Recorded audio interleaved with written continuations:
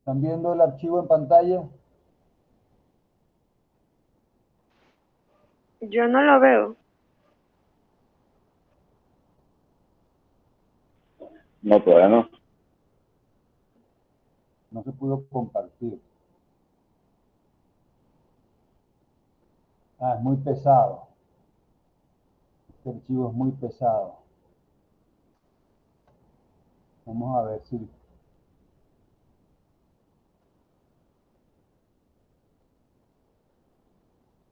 Intentamos otra vez.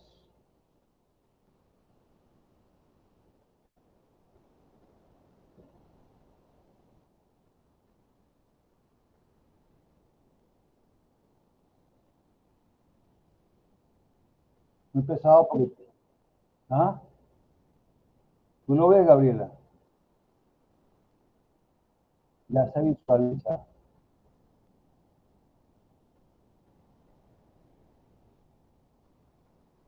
Ok.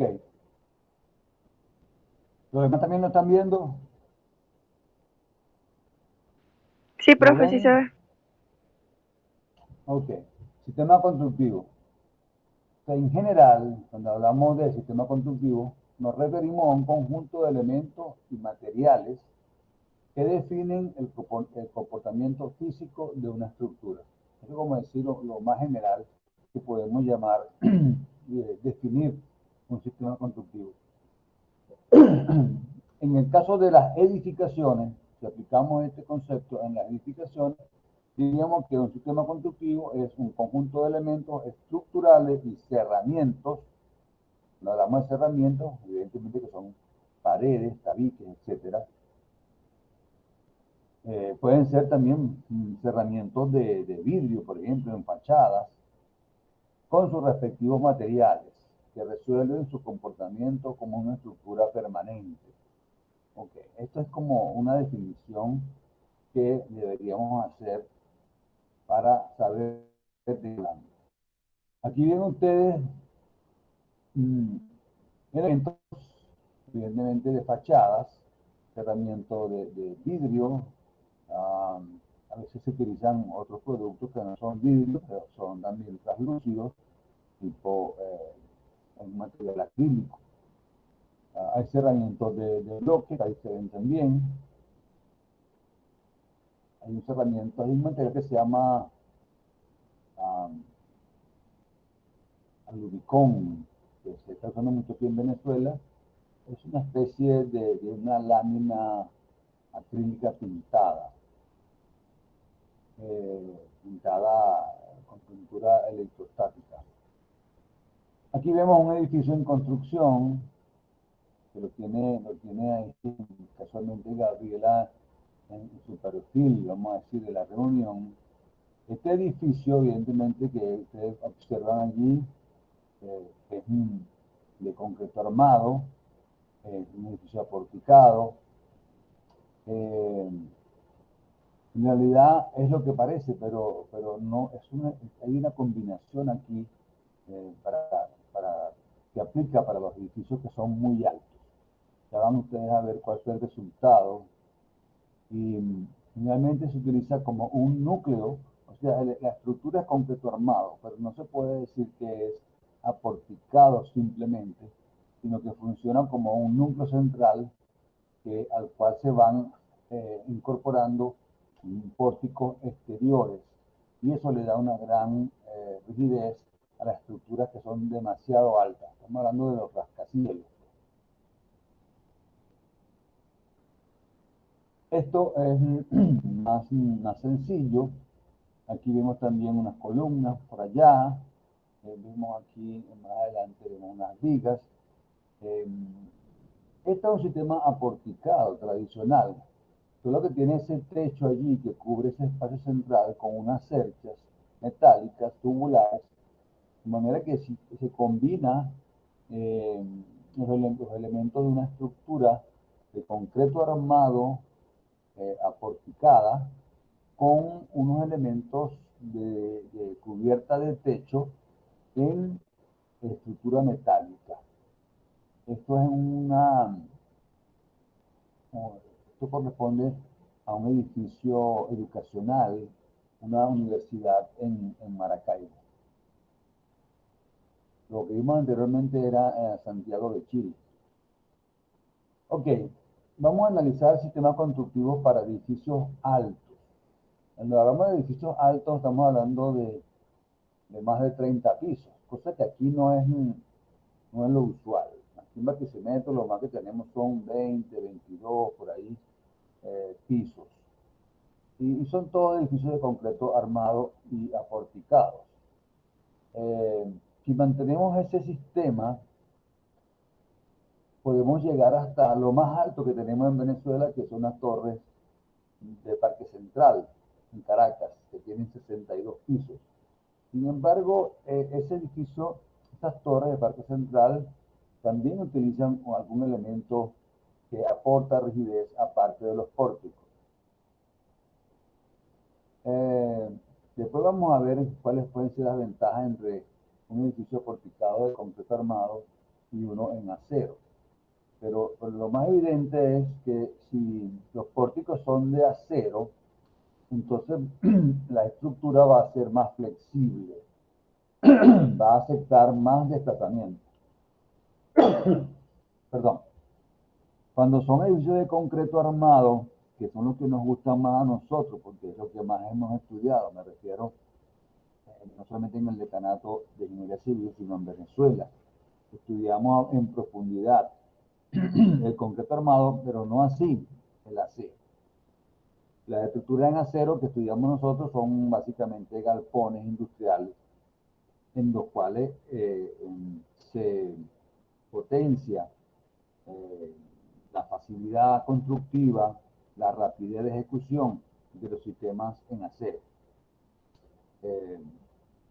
Pero para edificios de cierta altura, llega un momento que los desplazamientos de los elementos en función de la altura comienzan a crear un problema, ¿no es cierto? Porque el concreto tiene unas limitaciones a la hora de aceptar desplazamientos que puedan fracturar el concreto. En cambio, que el acero admite mayores desplazamientos, lo cual es una ventaja hasta un cierto punto, porque si el desplazamiento es tan grande, entonces aquello en los pisos superiores se convierte en un ir y venir.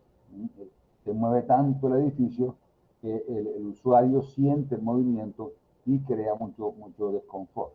Así que tampoco es la solución definitiva decir que con los edificios aporticados en acero podemos llegar a cualquier altura, a mucha altura.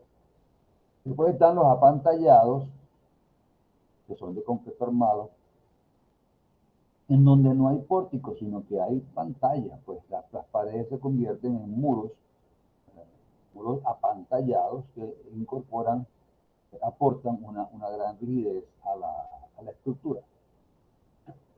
Cuando queremos entonces seguir subiendo en altura, vamos a encontrar que una solución puede ser el edificio tubular en acero. Es el caso de las torres Sears en Chicago, que superaron al Empire State, que era el edificio más alto en el mundo hace varios años. Digamos, en el siglo XIX, perdón, en el siglo XX, el Empire State era un ícono, porque era el edificio aporticado más alto del mundo. Y de repente vino la Torre Sears en Chicago y lo superó. De ahí en adelante han venido otros muchos que la han superado, como podemos ver la Torre Petronias, las mismas Torres Gemelas que fueron derrumbadas en aquel ataque terrorista que ahora se llama el World Trade Center o Freedom Tower, que existe actualmente en Nueva York, en el mismo lugar donde estaban esas torres gemelas. El Burj Khalifa es el más grande del mundo, que está en Dubái. Y hay otros también más grandes que han superado largamente el Empire State y también la Torre Sears. Las torres Petronia, que están en Singapur, son también superiores a estos edificios que fueron íconos, como les digo, en el siglo pasado. La palabra skyscraper es el equivalente a rascacielos y pueden buscar en internet con estas direcciones mucha información. El sistema combinado, bueno, combinan a veces sistemas ariostrados tipo cercha con tubulares, con núcleo central. Más adelante vamos a tener una presentación sobre edificios altos en el mundo, sistemas para edificios altos rascacielos, que aquí en Venezuela no los tenemos, entre otras cosas porque no hay el poder económico que se requiere para estas construcciones grandes, que generalmente están asociadas a los bancos más grandes en el mundo o a compañías transnacionales con mucho capital, que parte de su imagen es tener un edificio tipo rascacielos. Y el caso de Dubái, que bueno, esos son los Emiratos Árabes, que tienen muchísimo dinero y se pueden dar el lujo de hacer edificios de cualquier tipo para atraer el turismo y para atraer también negocios e inversiones. Este es el mismo edificio que vimos antes, que les decía, de la Universidad en Maracaibo. Este es el techo, tiene una parte que están, digamos, de pie esas personas, que es la losa de concreto con su respectivo manto asfáltico, y este es el techo que está sobre esa área central, ese patio central, donde ustedes pueden observar unas cercas tubulares, unas correas de techo y una lámina aislante para justamente absorber, digamos, el intenso calor que hay en Maracaibo. Ok, aquí que vemos, ven ustedes esa pantalla del lado izquierdo sugiere que este es un edificio principalmente apantallado. Sin embargo, aquí hacia el frente ven unos pórticos, pero son como una terraza pareciera. El edificio central es el que está con la estructura apantallada.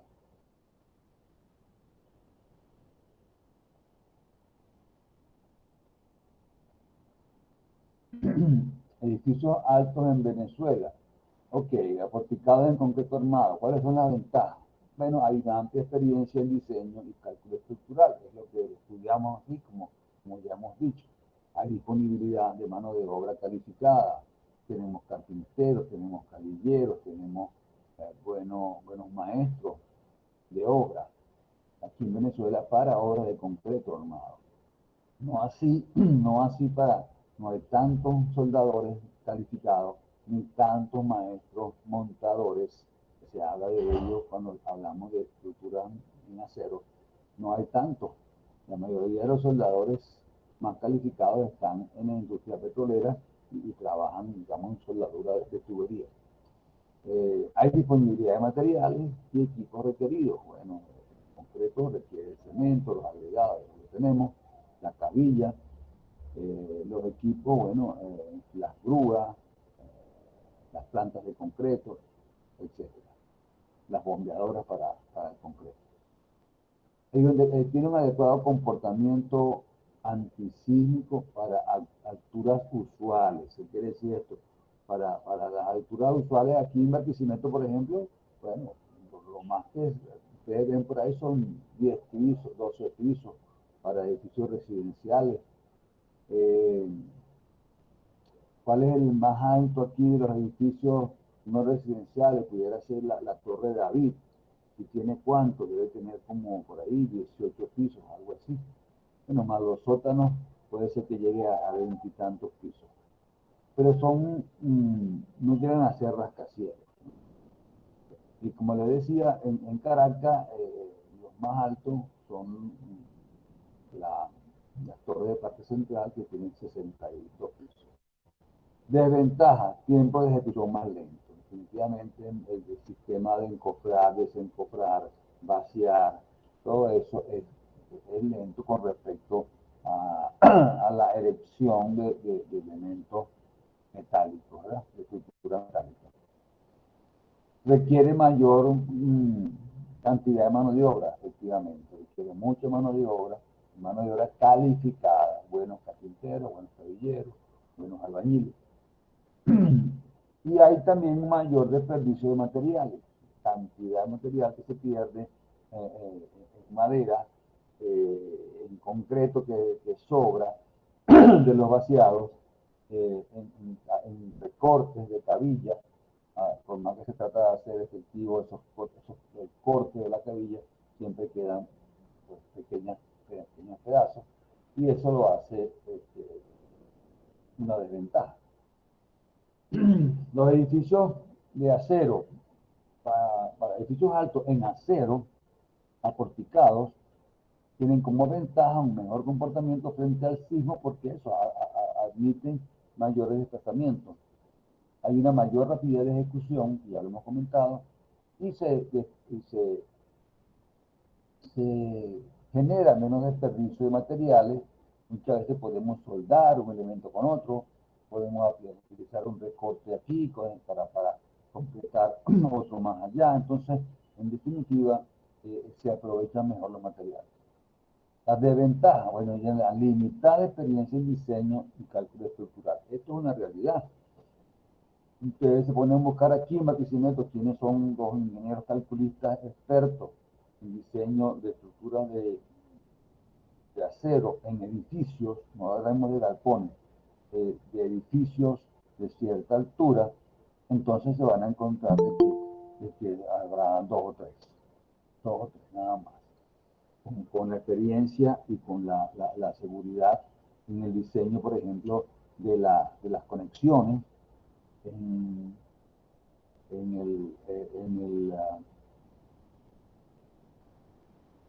la selección del tipo de material, si van a utilizar perfiles de alma llena o van a utilizar perfiles tipo tubulares.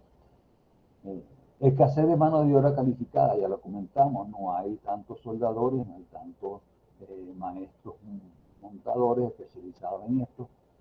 Disponibilidad limitada de perfiles y piezas de conexión. Efectivamente, el diseño puede decir que se requieren tales y tales perfiles con ciertas tales y tales dimensiones. Cuando lo vamos a comprar, pues no están disponibles. Entonces hay que ir a uno que sea siempre de igual o superior en inercia o en área también. Entonces, eso genera modificaciones en el proyecto, ¿no? Por esa poca disponibilidad de perfiles y piezas de conexión. Piezas de conexión, pues, ¿cuál es un ejemplo típico que se puede observar aquí en Barquisimeto de una edificación no alta, pero donde se ven muchas conexiones? Ustedes van al Sambil, no, perdón, van a las Trinitarias y el estacionamiento que está al final, que tiene 2 niveles, o 3 niveles, porque arriba está el del hotel, pues esa estructura tiene un muy buenos ejemplos de sistemas de conexión. Me refiero, cuando hablamos de conexiones, se entiende conexiones, columnas, vigas.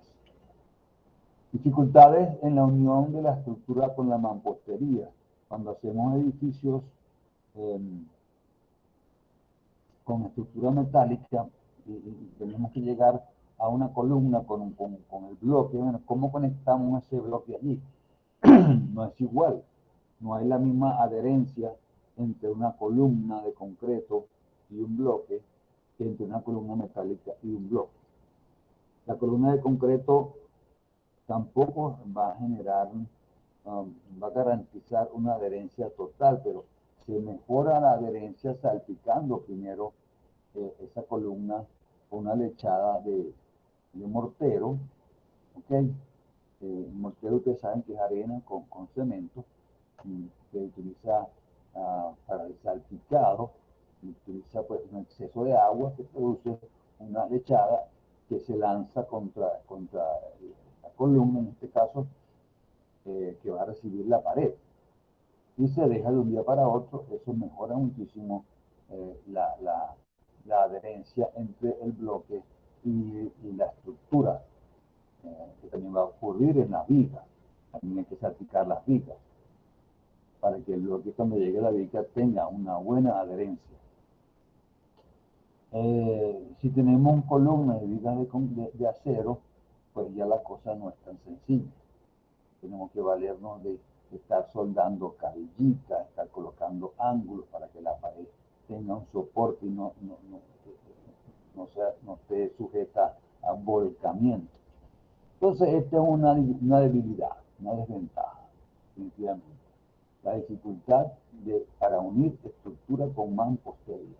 Cuando hablamos de mampostería, nos referimos a, básicamente, cerramientos de paredes de bloques, generalmente. Limita las instalaciones embutidas en las losas de piso o de entrepiso. ¿Qué quiere decir esto? Las losas de piso en un edificio de concreto armado van a tener espesores suficientes para permitir que las instalaciones vayan dentro de ellas, ¿verdad? Una losa de piso o de entrepiso en un edificio de concreto va a tener mínimo 20 centímetros y generalmente tienen más, 25 hasta 30. Entonces, en ese espesor se pueden colocar las tuberías y darle pendiente hacia los bajantes, hacia los ductos, de manera que no hay tuberías colgantes. En cambio, en los edificios aporticados en acero, el espesor de la losa es más pequeño porque se utiliza por lo general la losa acero y eso con el concreto que lleva tendrá 7, 8 centímetros de espesor, de manera que un tubo de 4 pulgadas que tiene 10 centímetros ya no cabe. Entonces ahí obliga a hacer las instalaciones colgantes. Las instalaciones colgantes no tendrían ninguna dificultad, por ejemplo, en un edificio de oficina o de depósito. En oficina se le pone después un cielo raso y ya no se ve nada. Pero en los apartamentos no se trabaja con cielo raso. Entonces, es la razón por la que no vemos muchos edificios en acero para construcciones de vivienda de varios pisos, porque las instalaciones habría que hacerlas colgantes, no embutidas en las losas. Y lo otro, que al ser de acero tenemos que garantizar alguna protección en caso de incendio.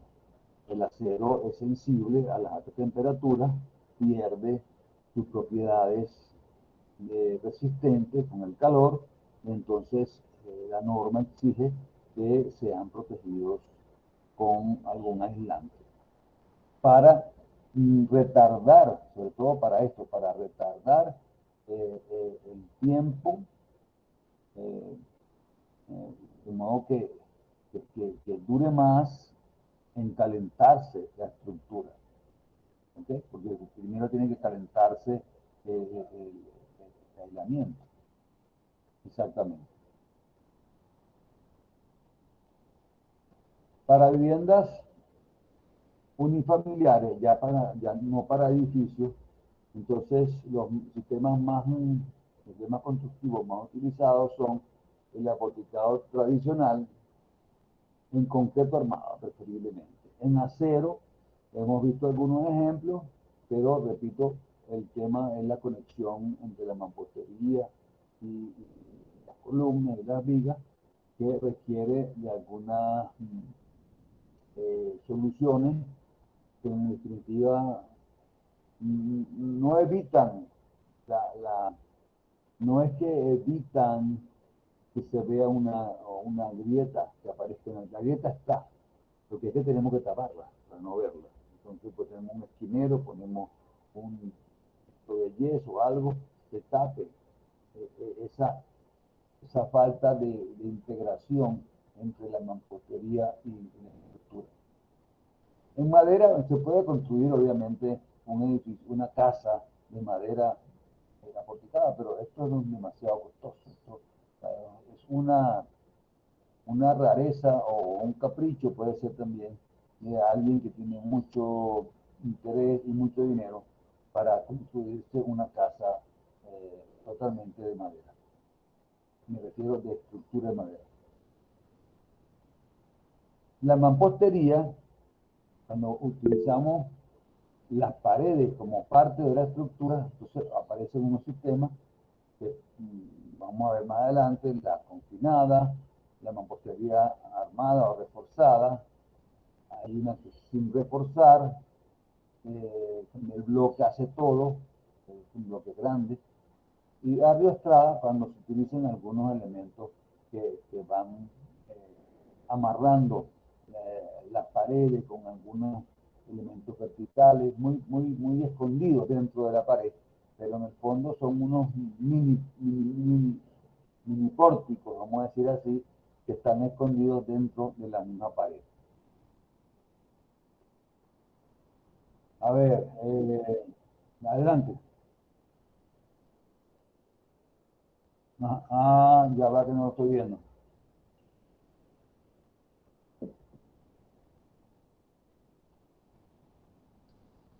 Pregunta.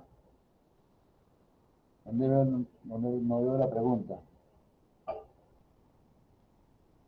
¿Le escribieron?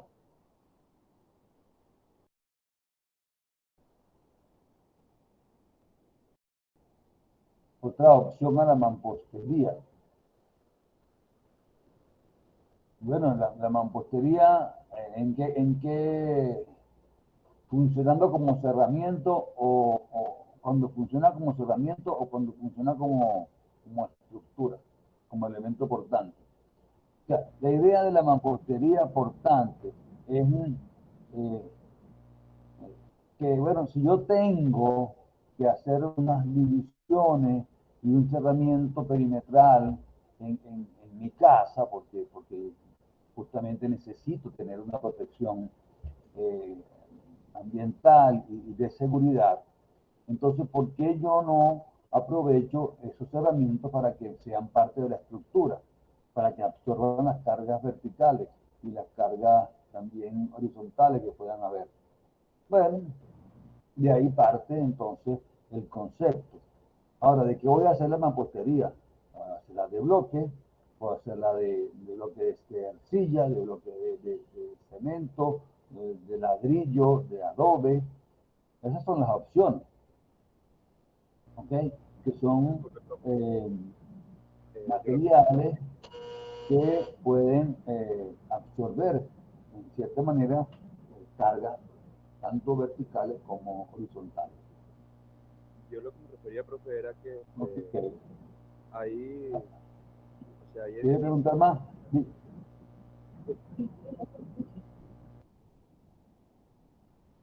La pregunta. Rafael, la pregunta. ahora se escucha, se escucha. Sí, un poco mejor. Adelante. No, yo lo que me refería es que, o sea, hay edificios obviamente en los que se usa paneles de yeso, drywall, estas cuestiones que no son sistemas portantes, pero que si hay, aparte de la mampostería, es decir, aparte de bloques de arcilla, de concreto, de esto, hay otros sistemas que sean portantes. Bueno, los otros sistemas son los paneles. ¿Cómo no? Hay paneles que se pueden utilizar y que absorben las cargas, ¿verdad? Hay paneles de concreto armado, hay paneles de fibrocemento con un núcleo de poliuretano adentro, que así es el caso del sistema Panisox. Ahí el caso del sistema Cidepanel, que también le llaman MDuo, y se llamó antes monolite. Es decir, pero siempre es lo mismo. Se utiliza poliestireno, lo que conocemos nosotros como anime, pero es un poliestireno de alta densidad como núcleo, y sobre ese núcleo de poliestireno se coloca una malla metálica y se lanza un mortero eh, que se adhiere tanto al poliestireno como a la malla y genera un panel en obra que va a tener, por ejemplo, un núcleo de poliestireno de 7 centímetros, digamos, y dos espesores de mortero reforzado, que es el mortero con la malla, a ambos lados del poliestireno, de 3 centímetros cada lado, serían 6 y 7, 13. Al final estás logrando un panel hecho en sitio a base de poliestireno y mortero reforzado que absorbe perfectamente cargas verticales y cargas laterales. Es el caso de, ustedes conocen, bueno, allá llegando al decanato, en la esquina del semáforo, cuando uno viene de macro para cruzar hacia el decanato, ahí utilizaron esos paneles que después como no lo supieron colocar como debían, pues terminaron desechando eso y usaron bloques. Pero son los que puedo referirles así como más evidentes. Después tenemos el uso de estos paneles en la Mendera, en Cabudare, se utilizaron bastante, en Tierra del Sol, en algunos casos también se utilizaron. Entonces, es una alternativa. Ya, creo que ahí aparece como, aquí abajo aparece como si de panel. Son estos sistemas no convencionales. Vamos otra vez al archivo, ¿no? Ahí está. ¿Están viendo ¿Están viendo el archivo en pantalla? Ok. Los muros portantes o apantallados, sistema túnel, sistema Westerform, el sistema túnel son unos paneles pesados, o sea, unos moldes muy pesados, pero funciona muy bien para grandes estructuras. Fue como si hicieron la torre del Cisal, allá en el otro extremo, saliendo del decanato. Ahí está esa muestra de ineficiencia y de falta de planificación, porque utilizaron el sistema túnel traído con un diseño francés, y cuando llegaron a esa altura alguien se dio cuenta de que no habían hecho un análisis sísmico y que esos edificios no cumplían con la norma venezolana, por lo tanto quedaron allí y por más que han intentado reforzarlos, ya por razones económicas y políticas, no lo han logrado. Pero ese es un sistema, es un ejemplo claro de sistema túnel que es de alta eficiencia. Se construyó mucho en Venezuela en los años 70 y 80 con este sistema. Vamos a ver ahora unas fotos para que ustedes vean cómo es el tema de los moldes. El Westerforms es también muro de concreto vaciado en sitio, pero los moldes son más pequeños, ya como armando un encofrado con moldes metálicos pequeños, con paneles metálicos de menor dimensión, menor peso, no requiere grúa, no requiere equipo pesado, pero el rendimiento se reduce. Digamos que el sistema túnel es mejor, es más eficiente para edificios multifamiliares en altura, y el Westerforms funciona mejor para edificios, perdón, para casas unifamiliares de un solo piso. Okay. El Biposa, ese es uno de los más antiguos aquí en Venezuela, son paneles prefabricados de concreto reforzado y de alguna forma se reduce el espesor a lo mínimo posible para que reduzca de peso el elemento, se transporta sobre camión y se descargan y se instalan en el sitio definitivo. Pero esto demostró ser ineficiente por los costos del transporte y siguen siendo elementos muy pesados. Y entre los elementos, los sistemas no convencionales, está el PERTAP, y vamos a conversar más adelante, el cDPanel, que lo comenté ahorita más en detalle, que es el sistema con un núcleo central de poliestireno y dos espesores de mortero reforzado a ambos lados. El PANISOX es un núcleo de poliuretano con dos láminas de fibrocemento a cada lado. Y el sistema tip-up, esto es más para galpones o para locales comerciales, edificios comerciales, se vacían en piso, horizontalmente unos paneles que deja que alcancen su resistencia de diseño y luego se levantan y se colocan verticalmente. Ahí mismo en el sitio donde se vaciaron. Ok, vamos a buscar a seguir aquí. ¿Cómo se evalúan los sistemas constructivos? Bueno, en la evaluación de los sistemas constructivos, partimos primero de una descripción general del sistema. Bueno, el sistema que utiliza paneles, que utiliza la mampostería reforzada, estructural, o es un sistema aporticado, etc. Integridad o parcialidad. Bueno, hay sistemas constructivos que resuelven todo, resuelven paredes, cerramientos, estructura, techo. Esto es lo integral, lo que resuelve completamente el sistema. Y hay otros que nada más resuelven parcialmente el sistema. En el caso de que, por ejemplo,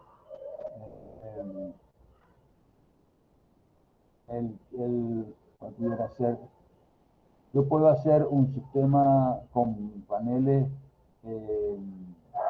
cDPanel en las paredes, pero en los cerramientos, pero el techo lo hago con machimbrado.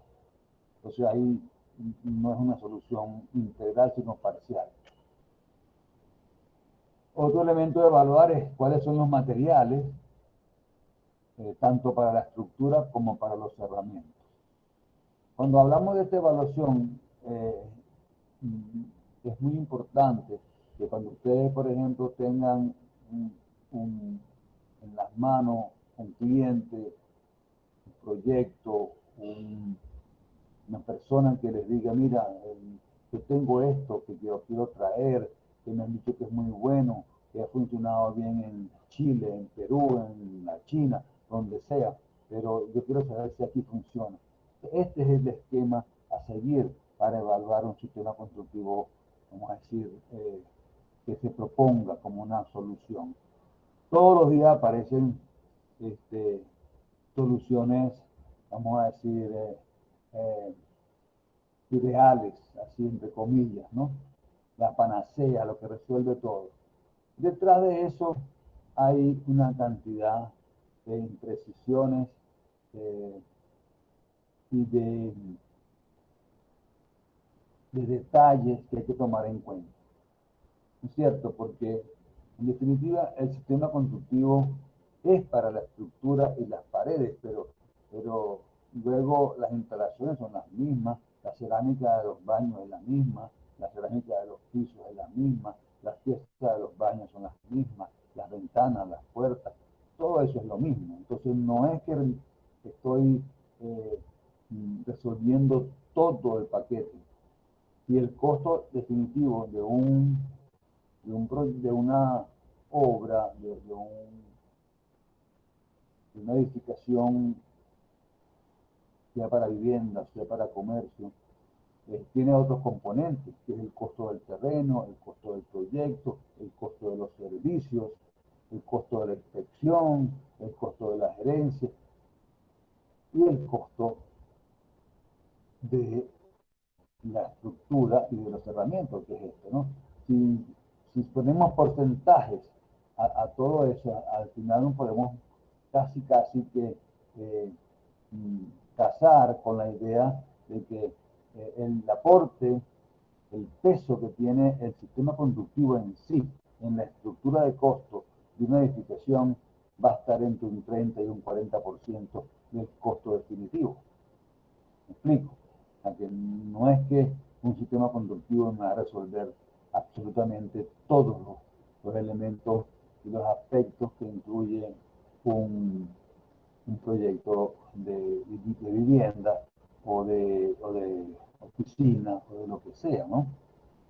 Pero bueno, otro elemento a considerar es si es un procedimiento industrializado, prefabricado o vaciado en sitio, cuáles son los requerimientos de equipos, cuáles son los requerimientos de mano de obra, cómo es el comportamiento estructural. Esto es muy importante, que fue lo que no hicieron allá con las torres del CISAR, no lo evaluaron, definitivamente.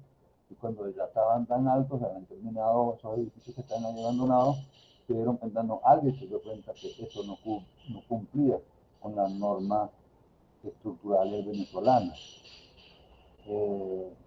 Entonces, cuando uno se trae, o alguien se trae un sistema constructivo canadiense, o español, o italiano, lo que sea, debe pasar por este eh,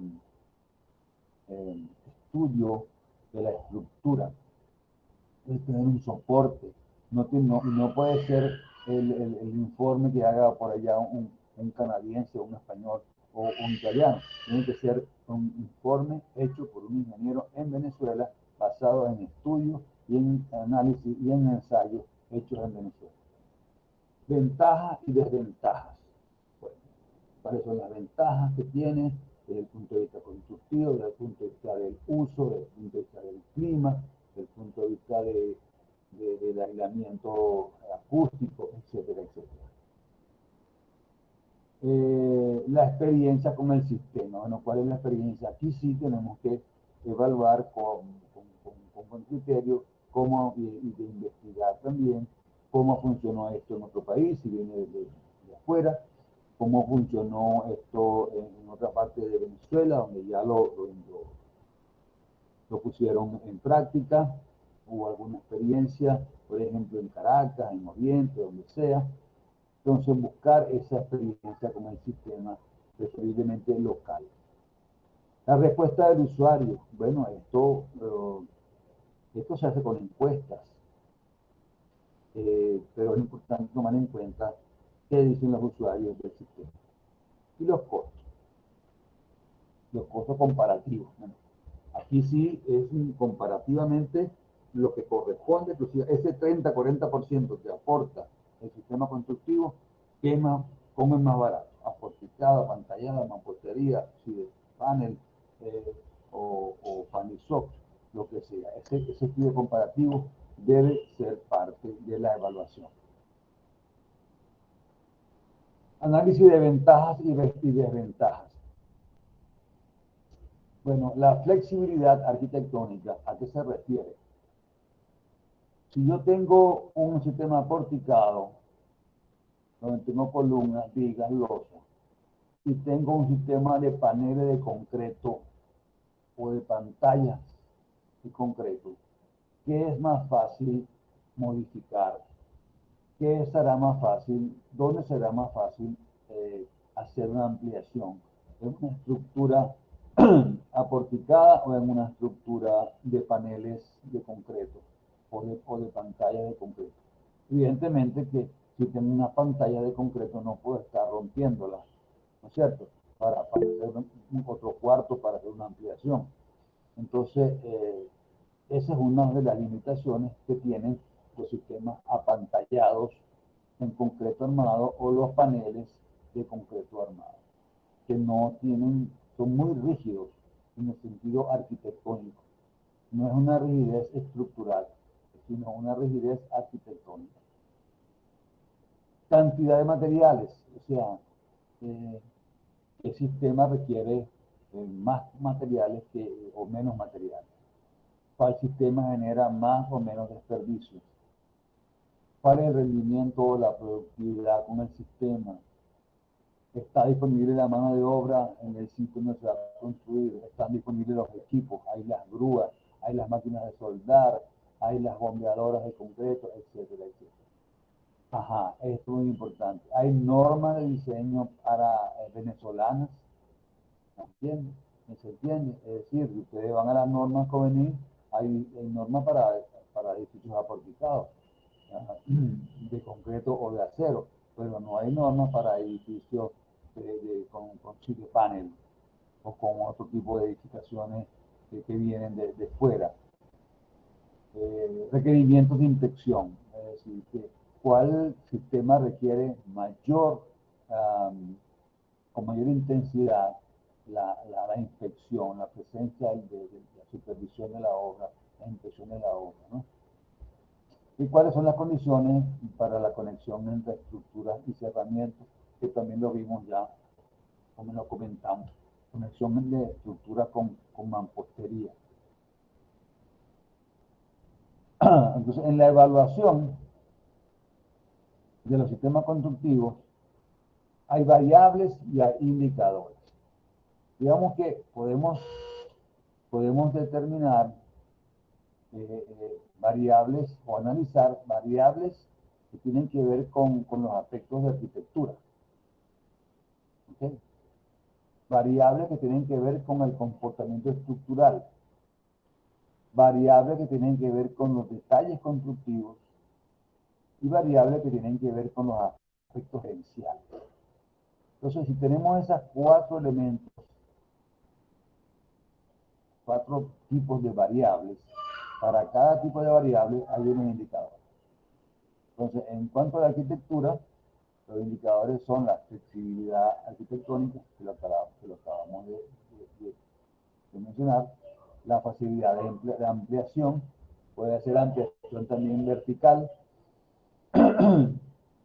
y los techos son inclinados, ese crecimiento vertical desaparece, ¿verdad? Es una condición para que las edificaciones puedan crecer verticalmente, es que los techos sean planos, o por lo menos una parte de los techos sean planos. ¿Cuáles son las limitaciones en altura de los edificios? Estos 3 indicadores son estrictamente de tipo arquitectónico. Aquí no interviene para nada lo estructural o lo gerencial. En cuanto al comportamiento estructural, si hay existencia de normas de diseño, cuáles son los requerimientos de inspección, cuáles son los problemas de desplazabilidad, si se hace un uso efectivo de los cerramientos, en el caso de la mampostería, donde los cerramientos forman parte de la estructura. ¿Y cuáles son los problemas que puede haber con la rigidez? Estos son indicadores que tienen que ver con la variable comportamiento estructural. Luego tenemos la variable detalles constructivos. ¿Cuáles son los indicadores? La cantidad de materiales requeridos, los requerimientos de equipo especializados, los detalles de la unión, estructura, mampostería, la cantidad de desperdicio. ¿Y cuáles son los aspectos gerenciales? La experiencia con el sistema, la disponibilidad de mano de obra, la adaptabilidad a la racionalización. ¿Esto qué quiere decir? Bueno, si un sistema es más fácil de industrializarlo, de ir haciéndolo en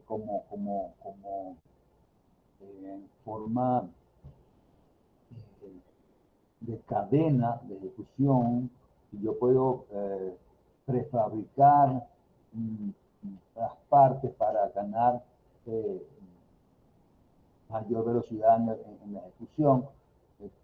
Si el sistema se puede industrializar o prefabricar. Entonces, la adaptabilidad a la racionalización. El tiempo de ejecución es una variable también, un indicador de la variable gerencial. La exigencia de volúmenes grandes. ¿A qué se refiere esto? Para los sistemas tipo túnel, hablábamos de que se requieren unos moldes pesados. Esos moldes cuestan mucho dinero. Entonces, la única manera de que sea interesante, sea rentable invertir mucho dinero en la compra de esos moldes, es que el volumen de la cantidad de unidades de vivienda a construir sea muy grande.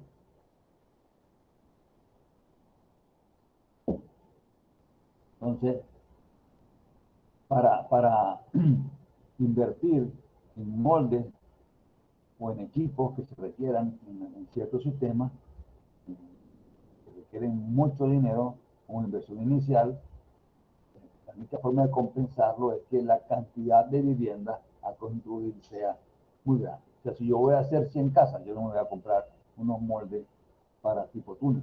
Pero si voy a hacer 10.000 casas, entonces sí, me lo puedo comprar. El costo comparativo y la aceptación del mercado. Bueno, vamos a ver aquí ahora algunas fotos. Este es un render de un edificio en concreto armado. ¿Okay? Que ven allá al fondo esas columnas en doble altura. Y más adelante vamos a ver esto en etapa de ejecución. Este es el mismo edificio. Ustedes me preguntan, ¿dónde está esto? Bueno, este es un edificio que funciona como el hospital de Secosesola, allá en la calle 20 de Barrio Nuevo. ¿Ok? Calle 20, Barrio Nuevo, o sea, está en la salida hacia el Cementerio Nuevo por la Florencio Jiménez. Se llama el CICS, Centro Integral Comunitario de Salud. Se construyó en el año 2006 y fue muy reconocido el proyecto por lo creativo, lo amigable, lo ambientalmente amigable. Eso no utiliza aire acondicionado, está muy bien ventilado. Aquí estamos en construcción. Ven, estos son columnas por aquí a la derecha, columnas redondas, por aquí hay columnas rectangulares, una escalera que se las trae con un muro central donde se va adaptando, de donde va saliendo la escalera, ¿verdad? Entonces, bueno, fíjense ustedes la cantidad de madera que requiere este tipo de obra.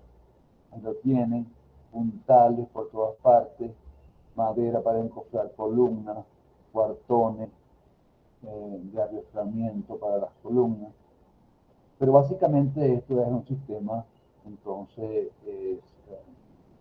aporticado en concreto armado. Es concreto, acero, madera, para ejecutar, digamos, la estructura. Aquí ven ustedes en la faena, como se está armando una losa allá al fondo, a los carpinteros metiendo los cuartones, están colocados los cuartones guías, estamos a meter ahora los cuartones entablados, y el entablado es esto que está acá más a la derecha, donde están cargando estos carpinteros allí un encofrado de una pantalla. Ellos están caminando sobre un entablado, que es el soporte temporal, es el encofrado, ¿verdad?, de la losa correspondiente. Aquí ven otra vista.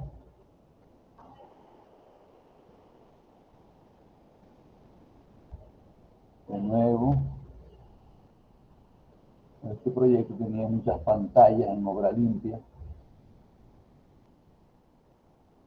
pero sigue siendo un sistema aporticado en concreto armado. Esto es diferente, esto ya no es un barquicimento, esto es Chile. Aquí tenemos unas pantallas, definitivamente aquí no hay pórticos, sino pantallas.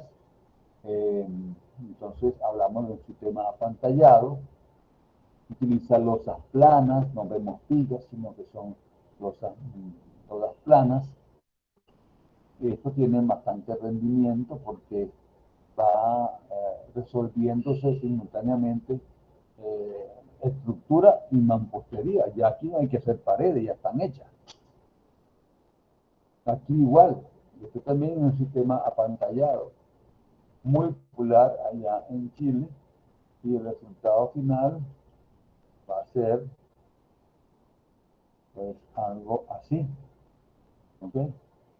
Ahí está, la estructura apantallada está revestida con una tablilla de arcilla. Esto es mucho lo que vemos en Santiago de Chile, una zona muy sísmica, y los chilenos han descubierto que estas pantallas funcionan mejor que los pórticos para ellos.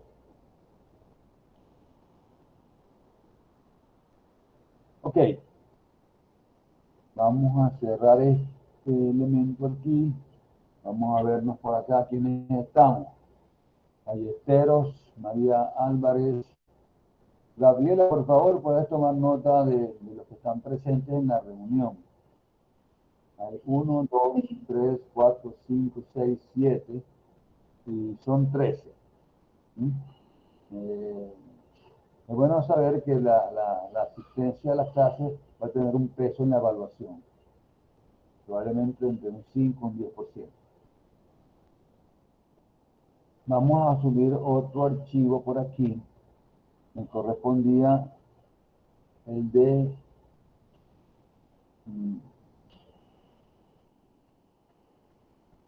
la comparación, este que está aquí.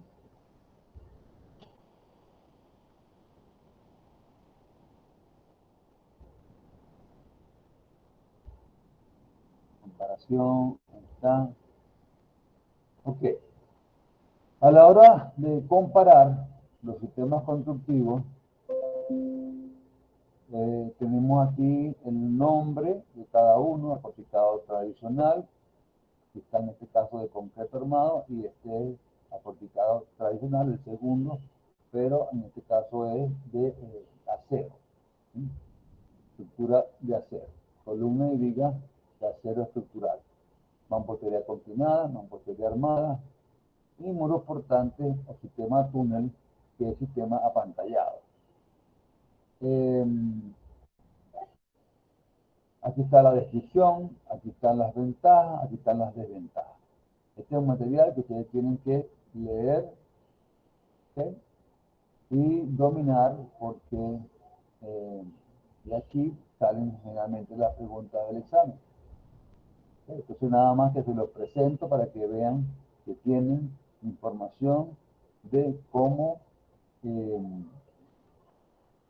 evaluar comparativamente los sistemas constructivos. Aquí están los tradicionales, aquí están los no convencionales, donde está el sistema PERTAP, los sistemas de paneles prefabricados Piposa, Panel, Panisoft. Está en la descripción, ventajas y desventajas. Bien, vamos a ver ahora el sistema pantallado. Voy a buscar acá.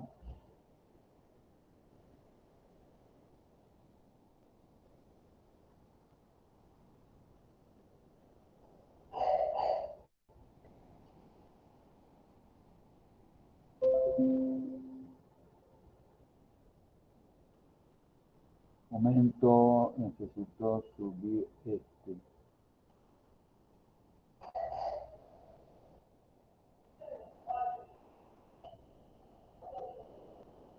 Ahí está. Ok, ¿lo ven allí? Este es un sistema apantallado, ¿ah? Sistema túnel, sistema apantallado. ¿Se ve esto actualmente? ¿Lo tienen ustedes ahí en pantalla? Ok. Aquí vamos a ir subiendo. Aquí vemos el molde, cómo funciona. Es todo, esto se llama túnel porque es un túnel con unos refuerzos diagonales, de puntales, diagonales, que le dan una gran rigidez a esa lámina que también tiene refuerzos. Y estos túneles van de un extremo al otro, pues. ¿Ok? Entonces eso es pesado, manejar eso se requiere grúas, ¿no? Se retiran y se encofran un día y se retiran al otro día o al día o 2 días de por medio. Se utiliza generalmente aditivo. Ahí está la grúa que los maneja, aquí están los túneles, que son justamente los moldes que permiten hacer estas construcciones. ¿Okay? Entonces, este es un sistema apantallado tipo túnel. Bien, busquemos entonces otro ahora. Vamos a ver el sistema de mampostería confinada. Mampostería confinada.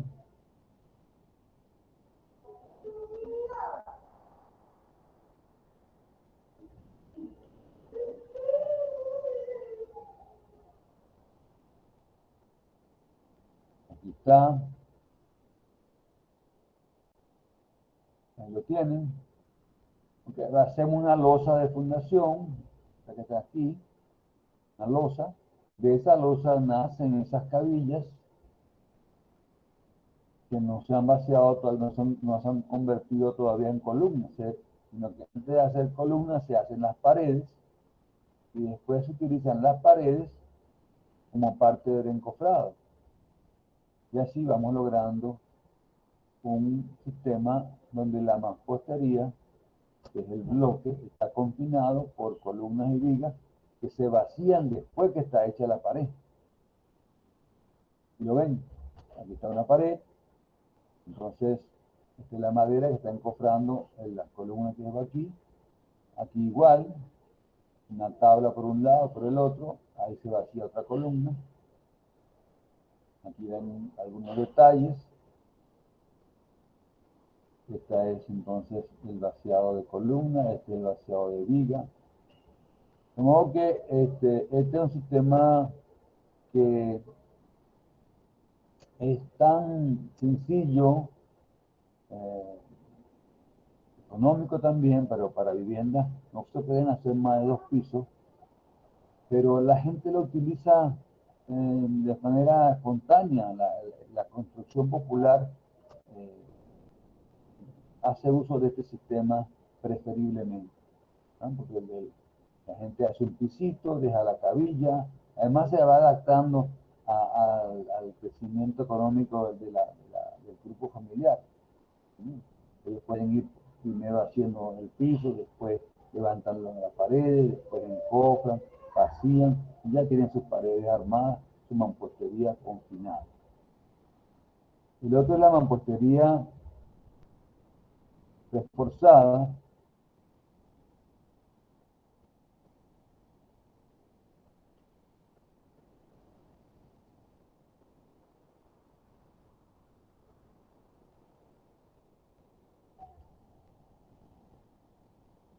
Ok, en este caso, nos indica aquí, se levanta la pared, se van dejando primero se hace una losa de piso, donde se dejan estas cabillas, están aquí,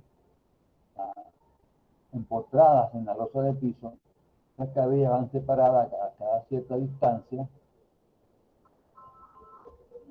Un segundito, ya va. Aló, Giselle. Bien, me dan 10 minutos, porque estoy en clase, ya voy para allá. ¿Ok?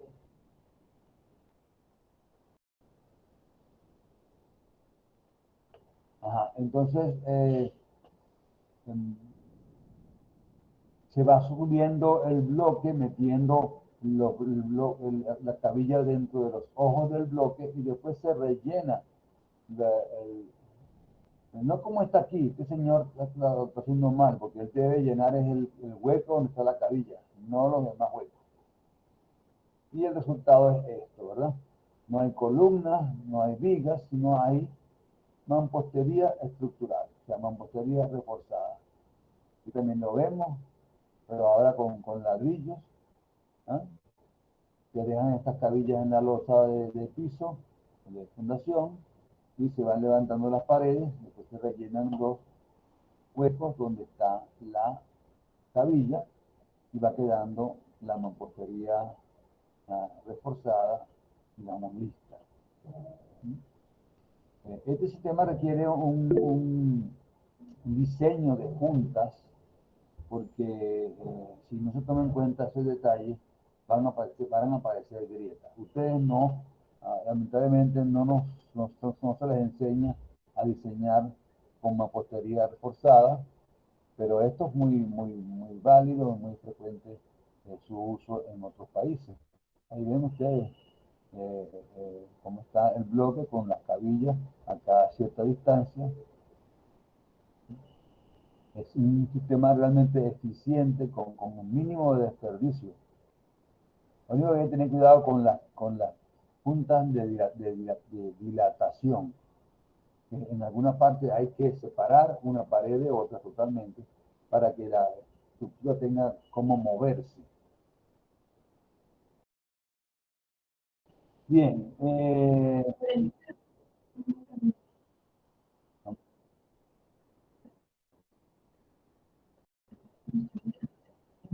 Ok, como mampostería reforzada se puede llegar a 7 pisos. Como mampostería confinada, 2 pisos. Esa es la respuesta.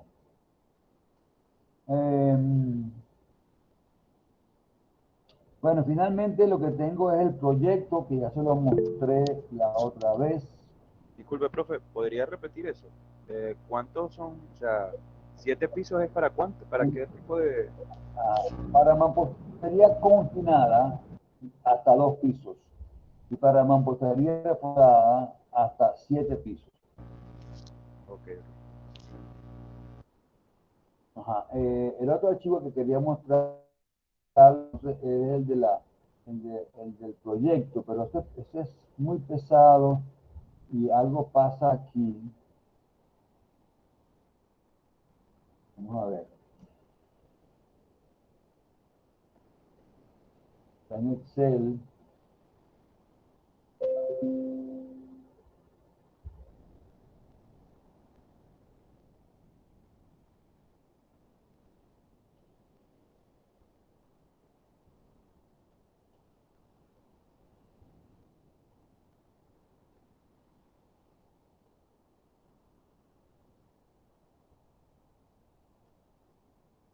No se ha abierto completamente.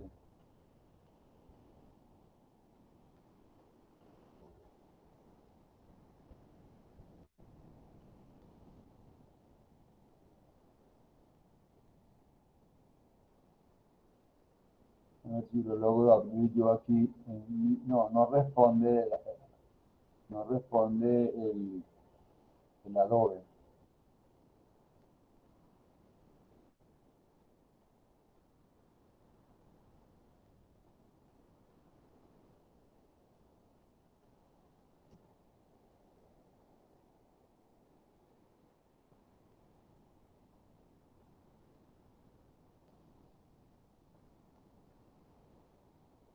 Ajá, ok.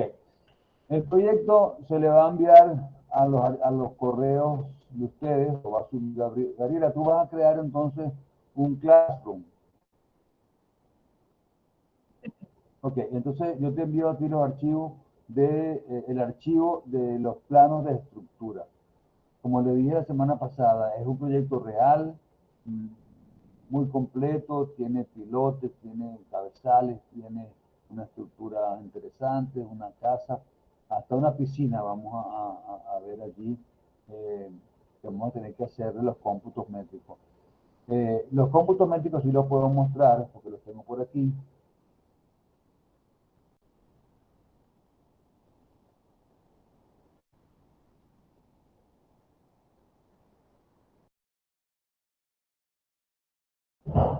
Ok, lo ven, ¿no? Entonces, este es el trabajo que ustedes van a hacer.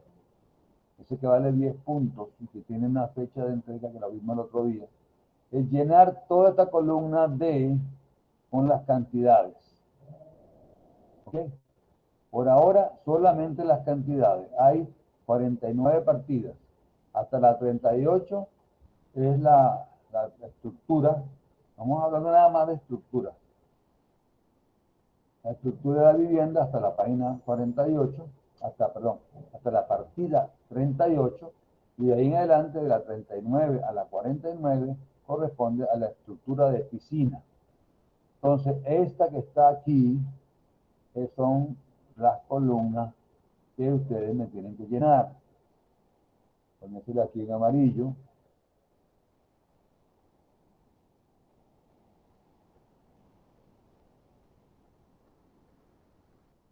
Ok, ¿estamos de acuerdo? Olvídense por ahora de precio unitario y total. Esto es después. Después vamos a hacer los análisis de precio unitario. Entonces, el primer trabajo que vale 10 puntos es agarrar el proyecto y llenar todos estos espacios aquí con los cómputos correspondientes. Aquí están las descripciones de los cómputos. Primero están los pilotes, después están las excavaciones, los concretos, los encofrados y los aceros. En la piscina también hay pilotes, hay una base de piedra picada, excavación, concreto. Aquí me equivoqué. La partida 46, que es encofrado, va aquí. Vamos a editarlo.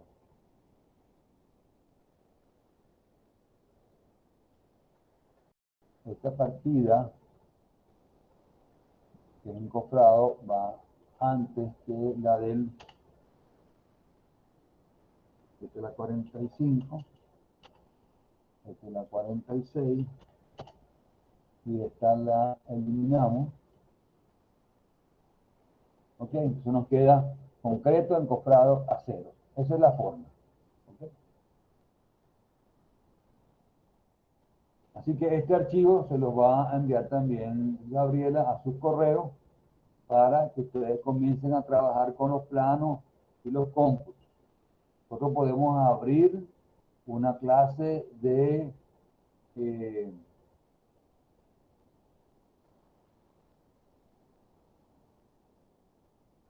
momento, ok, podemos abrir una clase de consulta en algún día que nos pongamos de acuerdo para solamente el proyecto. ¿Les parece bien? Sí, profe. Ok, entonces para la semana que viene, Gabriela le va a preparar una presentación sobre edificios altos, rascacielos. ¿Okay? El jueves a la misma hora, a las 7:30, comiencen a trabajar con el proyecto, traten de hacer cómputos métricos y cuando tengan estas dudas por el chat, me las pueden hacer y ahí en el chat definimos una fecha, un día de la semana y una hora para abrir una reunión por esta misma vía exclusivamente para consultas de proyectos. ¿Estamos de acuerdo?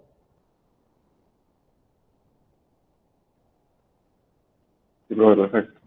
Sí, profe. Ok, entonces eso es todo por ahora.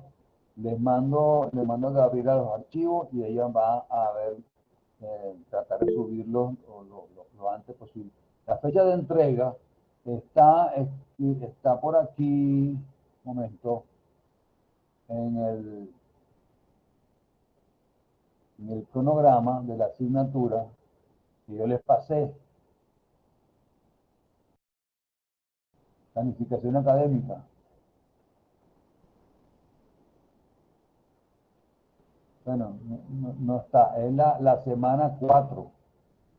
Es decir, si comenzamos la semana pasada, va a ser dentro de 2 semanas. Dentro de 2 semanas debe estar el proyecto listo ya. Que hoy es 11 y 14 sería el 25, para el 25 de noviembre, la entrega.